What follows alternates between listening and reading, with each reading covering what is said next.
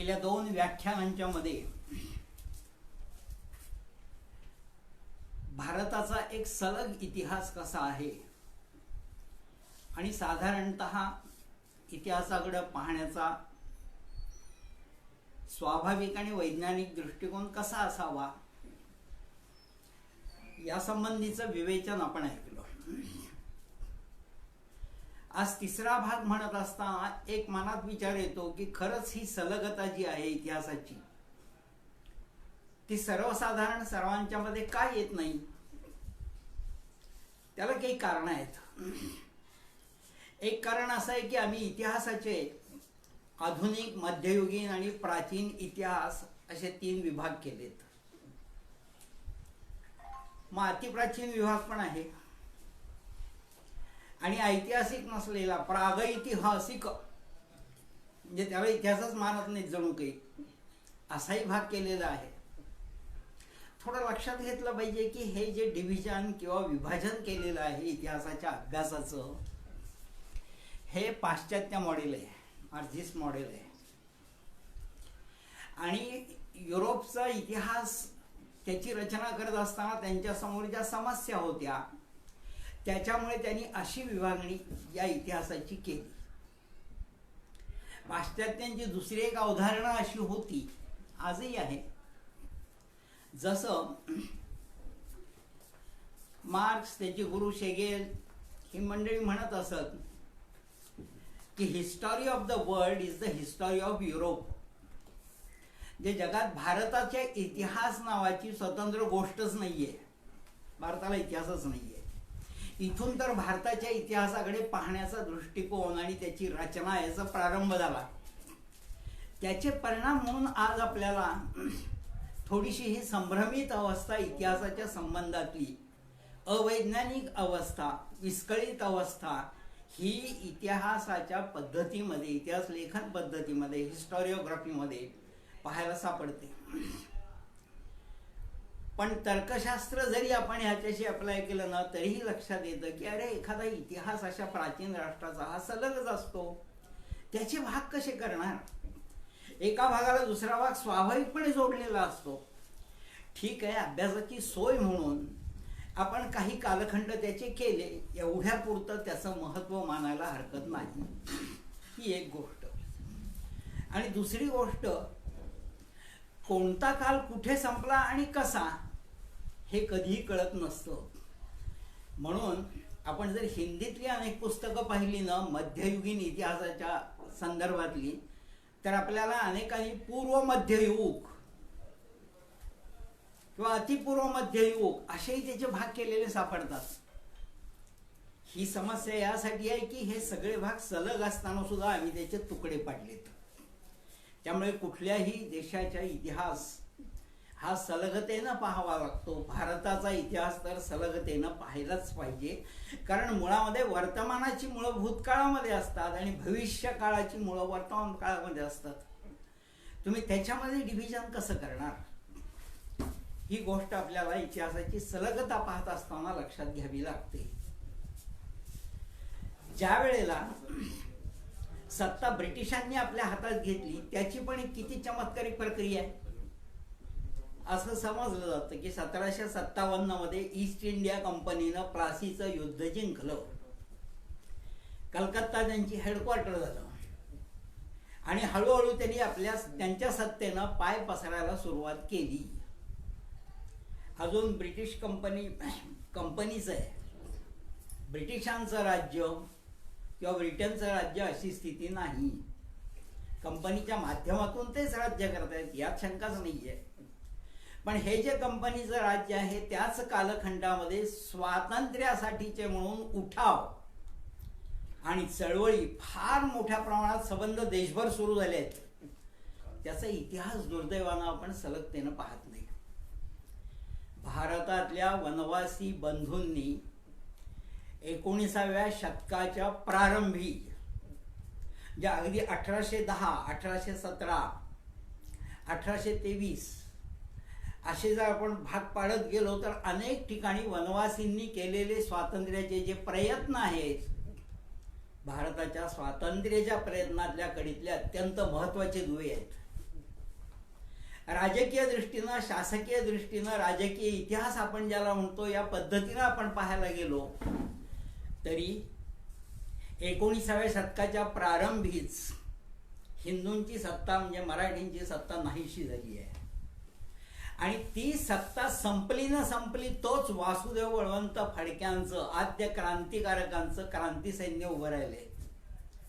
ते क्रांती सैन्याची संख्या किती होती हा मुद्दा महत्वाचा नाहीये. तो प्रयत्न सबंध देशाला व्यापणारा होता. जो मेसेज जायचा तो मेसेज हिंदू समाजामध्ये गेला होता.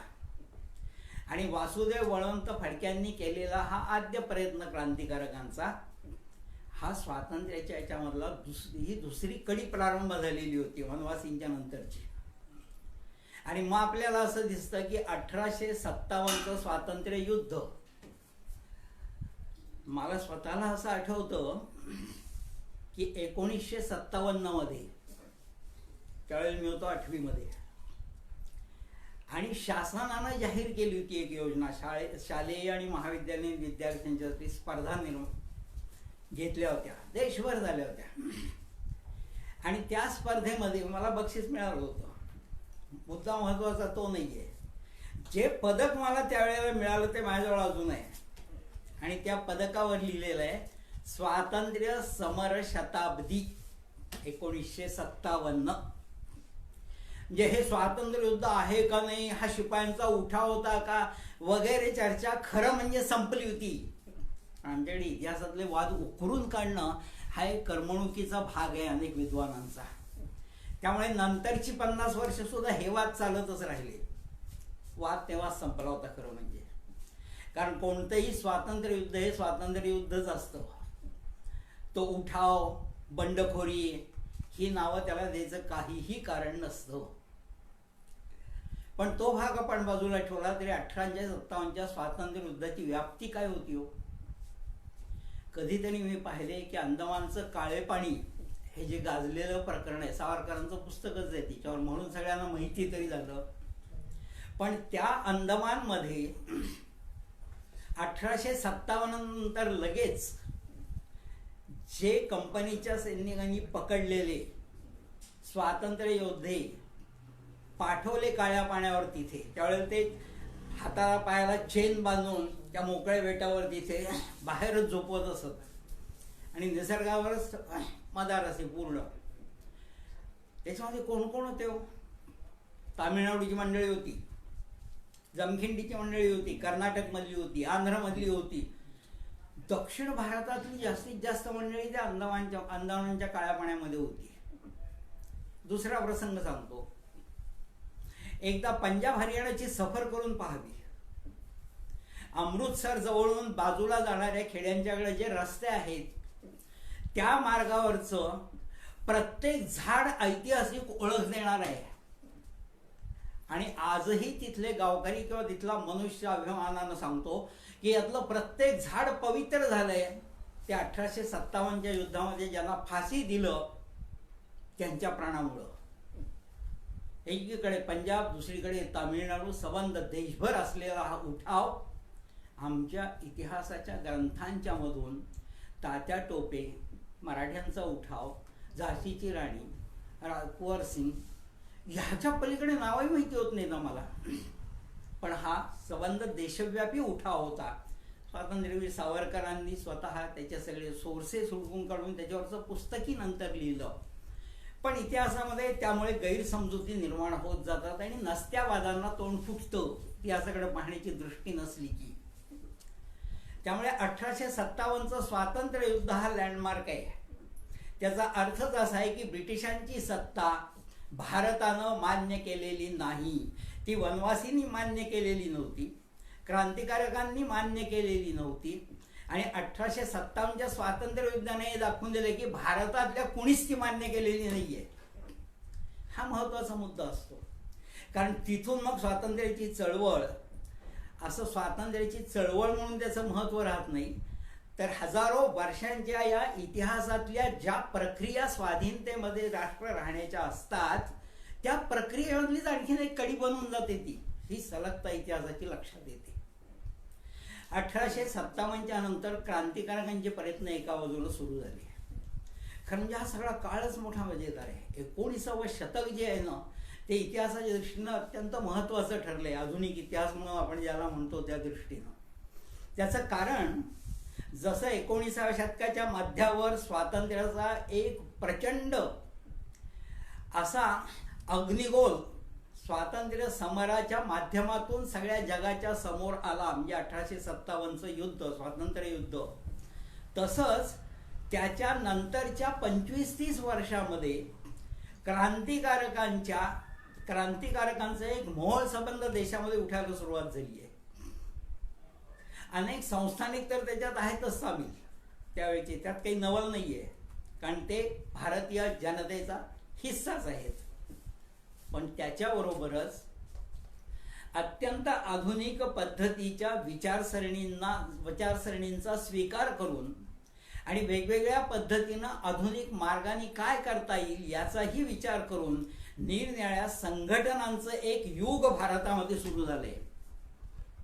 स्वातंत्र्य प्राप्तीसाठीच नव्हे तर एकूणच देशासाठी या सर्व संघटना अत्यंत आवश्यक होत्या. त्याचे 2-3 भाग पडू शकतात. फार त्याचा डिटेल इतिहास पाहायला पाहिजे अशी आवश्यकता नाही. पण जेव्हा क्रांतिकारकांच्या चळवळी सुरू झाल्या त्यावेळेला त्याचे 2 आयाम होते. एक आयाम होता भारतातून ती चळवळ चालवणं, क्रांतिकार्य सुरू करणं, आणि दुसरा आयाम होता जगाशी भारताला जोडणं आणि जगातल्या विविध ठिकाणी या क्रांतिकारकांची साखळी निर्माण करणं. आणि हे दोन्ही क्रांतिकारकांनी केले असं लक्षात येतं बरं का. जे काँग्रेसची स्थापना होत होती ती ही याच कालखंडातली आहे. 19व्या शतकातला शेवटचा भाग, 1885. ते संघटन आहे. देशभरामध्ये सर्वांचं प्रतिनिधित्व करणारं एक महान संघटन यातून पुढे निर्माण होईल 1885 साली कोणाला वाटलं नव्हतं. आपण इतिहासातल्या की नाही काही गोष्टी बाजूला ठेवाव्यात.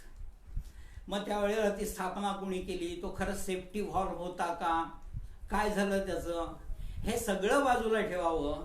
आणि 1885 मध्ये एका संघटनेचा प्रारंभ झाला, पण त्या प्रारंभानंतर त्यांनी आपलं लक्ष हे संपूर्ण स्वराज्य ठेवलं ना. लोकमान्य टिळक, लाल बाल पाल ज्यांना म्हटलं जातं, असे नेते हे शेवटी त्या संघटनेशी जोडले गेले. ती संघटना कोणाची झाली? ती संघटना हिंदूंची, भारतीय समाजाची, भारतातल्या सर्वांची झाली. हे जर आपण लक्षात घेतलं तर इतिहासातली सलगता आपल्या लक्षात येते. एका बाजूने क्रांतिकारकांचे प्रयत्न सुरू झाले. या क्रांतिकारकांच्या प्रयत्नामध्ये बंगाल, महाराष्ट्र, पंजाब, आंध्र या प्रांताचा फार मोठा सहभाग होता. बंगालमध्ये अनुशीलन समिती सुरू झाली. बाबू अरविंद घोष हे त्याच्याशी जोडलेले होते. इतकंच नव्हे तर या अनुशीलन समितीनं 500 शाखा निर्माण केल्या होत्या आणि शेकडो क्रांतिकारकांची फौज उभी राहायला सुरुवात झाली होती. स्फोटक कुठला तरी लॉर्ड बॉम्ब टाकला, एवढी घटना आणि त्याच्यामुळे घडलेल्या गोष्टी आम्हाला माहिती आहेत. पण हे क्रांतिकारकांचं जाळं विणण्यासाठी म्हणून अनुशीलन समितीनं त्या काळात केलेले जे प्रचंड प्रयत्न आहेत त्याचा इतिहासामध्ये उल्लेख करावाच लागतो. याच अनुशीलन समितीचे जे कार्यकर्ते विविध देशांच्या मध्ये होते त्यांची व्याप्ती किती आहे? त्यांनी गदर पार्टीची स्थापना केली आहे आणि America, Spain, France, Italy, Germany, Singapore, Malaya, Philippines, अरे या सगळ्या प्रदेशामध्ये या गदर पार्टीचे संस्थापक आहेत सगळ्या भागामध्ये. आणि त्यांनी संघटन उभा करायचा प्रयत्न चालू केलाय. अनेक क्रांतिकारी घटना सगळीकडे घडत आहेत. म्हणजे जगाच्या इतिहासाशी भारताला जोडण्याचं सगळ्यात महान कार्य त्या कालखंडामध्ये एका अर्थानं युगानुकूल अशा पद्धतीची स्वातंत्र्याची एक आकांक्षा आणि त्याची मांडणी ही क्रांतिकारकांनी करायला सुरुवात केली आहे त्यावेळेला. त्याच्यातूनच हिंदुस्थान सोशलिस्ट पार्टीची स्थापना झाली होती 20व्या शतकात प्रारंभी. 1924 मध्ये झाली ती, कानपूरला झाली होती. पण भगतसिंग, चंद्रशेखर आझाद अशी अनेक मंडळी त्यातून उभी राहिलेली आहेत. महाराष्ट्रात अभिनव भारताची स्थापना सावरकरांनी केली होती. नंतर ते लंडनला गेले आणि श्यामजी कृष्ण वर्मा हे एक विलक्षण व्यक्तिमत्व आहे. होम रूल लीगची स्थापना त्यांनी केली आहे. होम रूलची चळवळ भारतात ज्या वेळेला सुरू झाली तेव्हा त्याचा संस्थापक तिथे होता, इंग्लंडमध्ये होता. श्यामजी कृष्ण वर्मांच्या बरोबरीनं सावरकर गेले. त्यांच्या हातात ती सूत्र आली आणि अभिनव भारत या संघटनेनं जे भारतव्यापी किंवा एका अर्थानं सुरुवातीला केवळ महाराष्ट्रव्यापी त्याचं चित्र होतं ते भारतव्यापी झालं आणि नंतर सगळ्या जगाला व्यापणारी ती संघटना झाली अभिनव भारत ही. अशा पद्धतीनं क्रांतिकारकांची जी एक साखळी शृंखलाबद्ध अशा प्रकारची संबंध देशभरात चाललेली स्वातंत्र्याच्या प्रयत्नासाठीची हालचाल आहे, तो एक स्वातंत्र्य प्राप्तीतला महत्वाचा भाग आहे. आणि मग आपण पाहिलं तर लक्षात येतं बा 1919 मध्ये जालियनवाला बाग हे प्रकरण झालंय. त्याचा सूड क्रांतिकारकांनी घेतलाय. प्रकरण झालं त्या अहिंसात्मक क्रांती करण्याच्या कल्पनेतनं झालेलं आहे. सभा ठेवली होती त्यावेळेला लोक आले, त्यावेळेला ते काही क्रांतिकारक नव्हते आलेले, सर्वसामान्य जनता होती. आणि सर्वसामान्य जनतेलाही स्वातंत्र्याच्या कार्यामध्ये आपल्याला हवं ते योगदान देता येतं. ज्यांची हिंमत नाही किंवा हिंमत नाही म्हणण्यापेक्षा सुद्धा ज्यांचा तो पिंड नाही, स्वभाव नाही, सगळ्याच माणसांचा हा स्वभाव नसतो हातात शस्त्र घेऊन उभा राहायचा.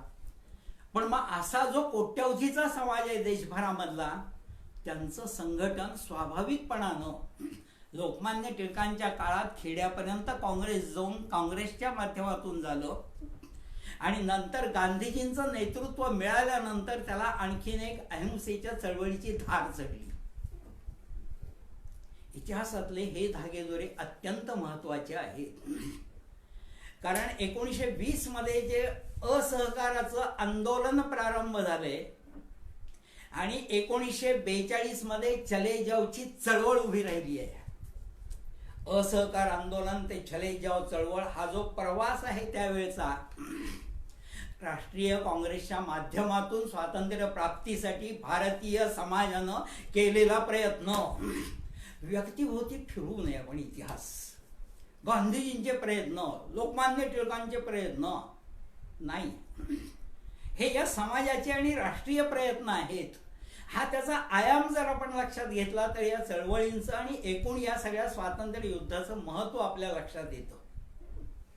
म्हणून मी असा शब्दप्रयोग केला की ही एक प्रक्रिया होती, जी प्रक्रिया सातत्यानं चालू आहे.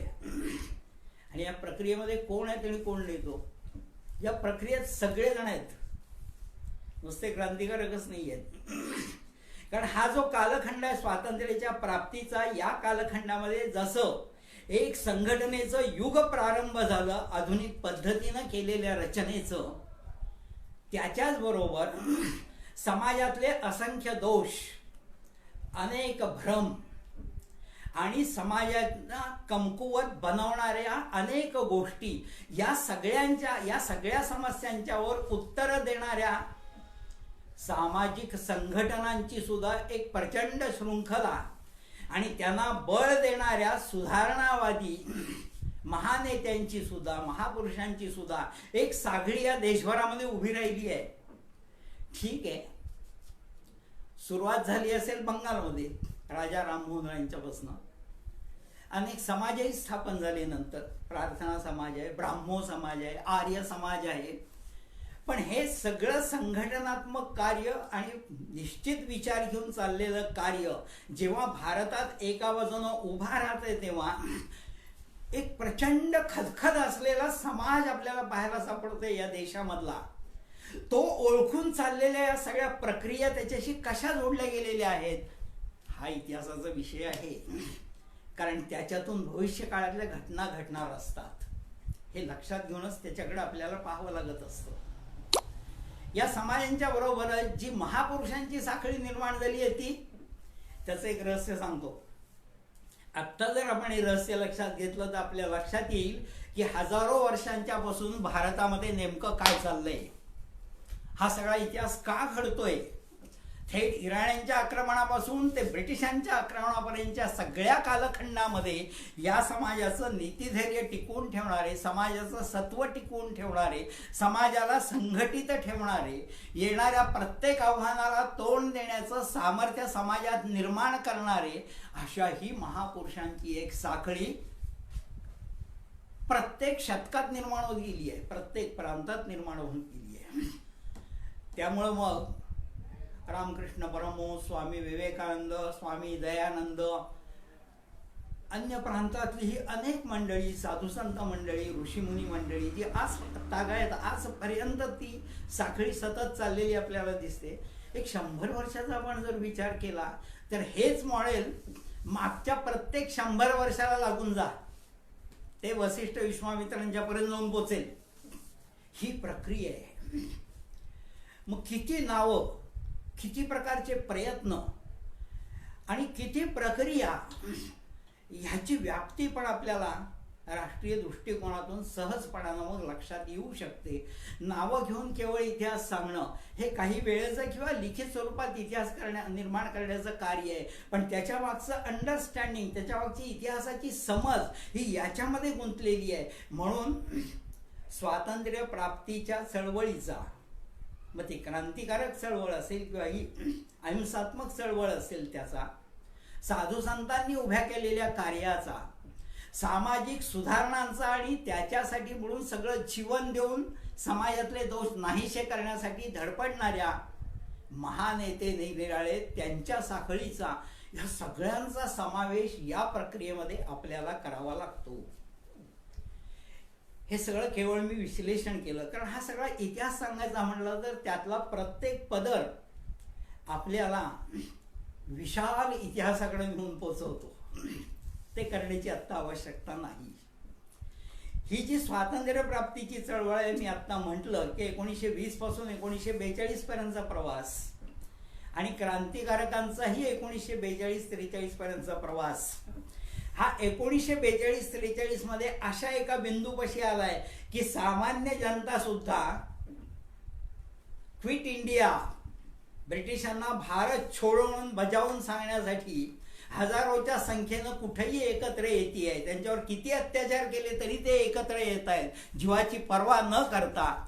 हे दृश्य एकीकडे आहे, तर जगातल्या सर्वत्र, सर्व ठिकाणी आणि भारतात सुद्धा याच्यासाठी लागणारी लष्करी, मिलिटरीची किंवा शस्त्रास्त्रांची साधनं जमवून ब्रिटिशांच्या विरोधामध्ये सशस्त्र निर्णायक लढा देण्याच्या दृष्टीनं अशा प्रकारची प्रक्रिया पूर्ण करण्याच्या मागे असलेली मंडळी संबंध सगळ्या जगातल्या देशात पसरली आहेत आणि तिथं काम करायला लागलेली आहेत.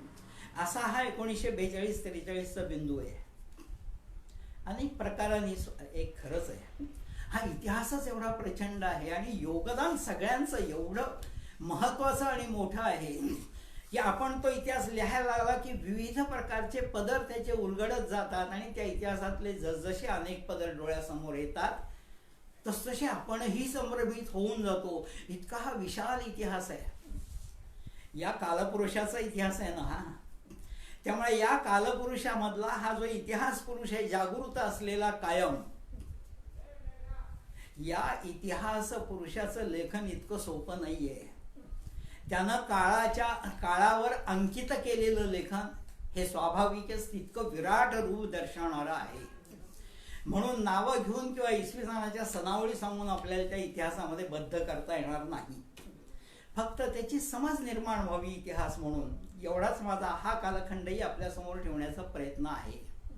सामाजिक, सांस्कृतिक, आर्थिक, शासकीय, राजकीय किंवा राजनैतिक अशा सर्व प्रकारच्या दृष्टिकोनातून या 150 वर्षाचा इतिहास, किंवा खरं सांगू का 1857 ते 1947 खऱ्या अर्थानं 90 वर्ष चाललेलं युद्ध, एक महान युद्ध, असा इतिहास जर आपण लक्षात घेतला तर हे सगळे पदर उलगडताना सुद्धा कुठल्याही विद्वानाची त्रेधा तिरपीट होईल एवढा त्याचा मोठा आवाका आहे.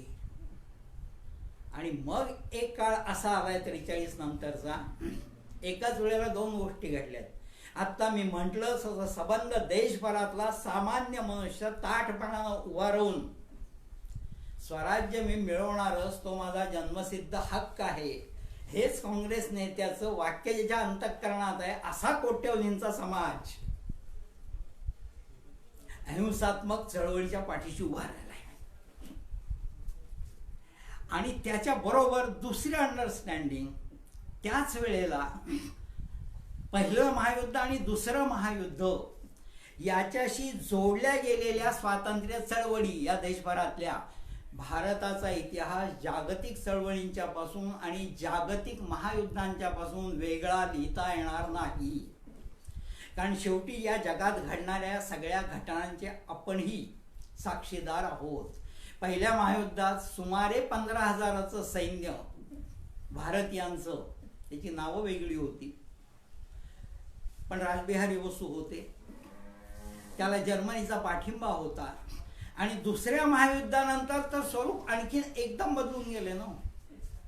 सुभाषचंद्र बोसांचा पहिला प्रयत्न रशियात जाऊन मदत मिळवण्याचा होता, नाही जमलं. पण तिथे जर्मनीच्या परराष्ट्र मंत्र्याची भेट झाली, जर्मनी गाठली. आणि मग दुसऱ्या महायुद्धाचं जे आंतरराष्ट्रीय राजकारण आहे, त्या राजकारणातला भारत हा महत्वाचा घटक बनलाय. युनोचा घटक नंतर बनला, कारण युनोला स्वतंत्र राष्ट्र पाहिजे असतात घटक बनवण्यासाठी. पण त्याच वेळेला भारत हा जागतिक संघटनांच्या मधला एक महत्वाचा दुवा बनलाय. आणि 1943 किती गोष्टी घडल्या या सगळ्या कालखंडात, ही कल्पनाच केलेली बरी. ऑक्टोबरमध्ये 1943च्या जेव्हा ब्रिटिशांच्याही हे लक्षात आलं की अरे आता केवळ अहिंसात्मक चळवळींचा विचार करून चालणार नाही, तर या दुसऱ्या महायुद्धाच्या पार्श्वभूमीवर जसे जर्मनीनं अटॅक केलेल्या अनेक राष्ट्रातले नेते अन्य राष्ट्रात जाऊन स्वतंत्र सरकार स्थापन करून आपल्या देशासाठी धडपड करतायत. उदाहरण फ्रान्सचं आहे. द गॉलनं आपलं सरकार, फ्रान्स पूर्ण जर्मनीच्या ताब्यात गेलेला असल्यामुळे बाहेरच्या देशातून चालवलं आणि नंतर तो प्रेसिडेंट झाला फ्रान्सचा, आणि ते अण्वस्त्रधारी राष्ट्रही नंतर बनलंय. असाच इतिहास भारताच्या बाबतीत घडायला लागलाय. एक नेता सिंगापूरमध्ये स्वतंत्र भारताच्या शासनाची स्थापना करतो, त्याचं मंत्रिमंडळ डिक्लेअर करतो, 18 जगातली राष्ट्र त्याला मान्यता देतात, आणि त्यांचं स्वतःचं सैन्य आहे ज्याला आझाद हिंद फौज असं म्हटलं जातं. ही फौज ब्रिटिशांच्या विरोधामध्ये युद्धाला निघते. अंदमान बेट त्यांच्या ताब्यामध्ये येतं आणि आसामपर्यंत, इम्फाळपर्यंत या सेना जाऊन पोचतात. या सगळ्या प्रक्रियेमधली, या सगळ्या स्वातंत्र्य युद्धामधली हे जे कळीचे मुद्दे आहेत, या सगळ्या गोष्टींचा विचार बदलत्या राजकीय परिस्थितीमध्ये ब्रिटिशांना करणं भाग होतं. आणि या सगळ्याचा एकूण परिपाक म्हणून आपल्या असं लक्षात येतं की भारताला स्वातंत्र्य मिळालं. इतिहासामध्ये भारताला स्वातंत्र्य त्यावेळेला कसं मिळालं, नेत्यांनी ते कसं मान्य केलं, कोणते करार झाले, त्याचे परिणाम काय झाले, या सगळ्या गोष्टी खुल्या झालेल्या आहेत. त्या आपण आपल्या उत्सुकतेपोटी किंवा विश्लेषण अधिक तीव्र करण्यासाठी, गंभीर करण्यासाठी वापरू शकतो. आपल्या आजच्या व्याख्यानाचा विषय हा तो नाही. मला तुम्हाला सांगायचंय नेमकं ते हे की अत्यंत प्राचीन काळातला भारत तोच आजचा भारत आहे असं मी ज्या वेळेला म्हणतो, त्यावेळेला हा सगळा सलग इतिहास आहे, ज्याला आधुनिक युग, मध्ययुग, प्राचीन युग असा कोणताही स्पर्श नाही. तर हा देश कायम स्वतंत्र राहिलेला आहे. काही काळ अनेक शासक इथे राज्य करत असतील दुसरे, तर त्यांना शासकीय पातळीवरच त्यांच्याबरोबर संघर्ष करून पुन्हा इथला समाज स्वाधीन होण्याची प्रक्रिया कायम चालत राहिलेली आहे. आणि म्हणून भारताचा इतिहास हा संघर्षाचा इतिहास आहे. भारत हे संघर्षरत राष्ट्र आहे. याच कालखंडामध्ये एक सलगता काय आहे ती फक्त सांगतो आणि आजचा विषय मी पुरा करतो. कशी सलगता असते पहा. याच कालखंडामध्ये एका काँग्रेसच्या नेत्यानं, केशव बळीराम हेडगेवार, नागपूरचे एक डॉक्टर होते, आयुष्य सगळं जीवन हे देशासाठी समर्पित केलेले, विदर्भ स्टेट काँग्रेसचे महत्त्वाचे कार्यकर्ते, देशासाठी त्यावेळेला त्यांनी तुरुंगवास भोगलेला, त्या काळामध्ये 1.5 वर्षाचा.